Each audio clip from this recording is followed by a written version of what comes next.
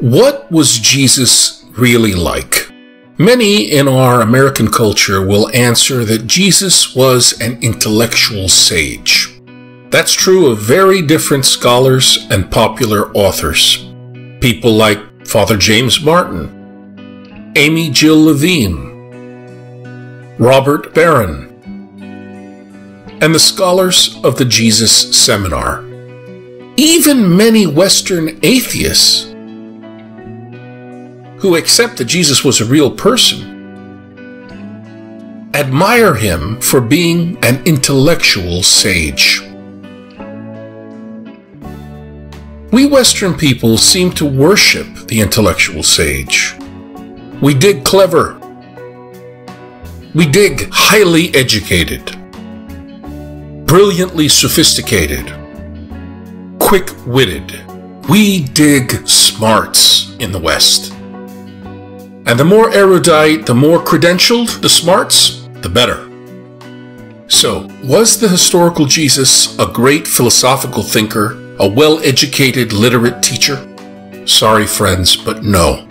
The intellectual sage Jesus being sold to you is a fake, grossly ethnocentric to Western values, and an anachronism.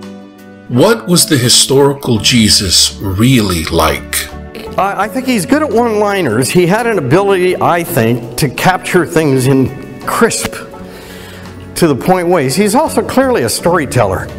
I think all of the scholars would agree that the parables are as close as we are ever going to get to the historical Jesus. Part of the reason for that is we have no other examples of parables. He seems to be the only one. But parables are a folk medium, if you will. Peasants are good storytellers. I mean, part of the problem I have, and I think much of the scholarly world is increasingly having with the intellectual sage, is that turns Jesus into a Greco-Roman sophisticate. That's not who he was. He's a peasant, for heaven's sake. And so, was he an exorcist? I don't think there's any doubt.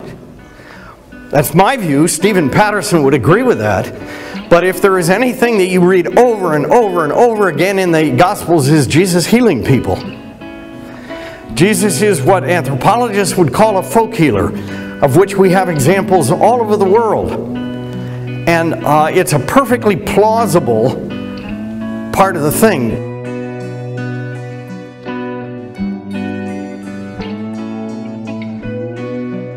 The notion that Jesus was a highly sophisticated, literate sage is simply not plausible.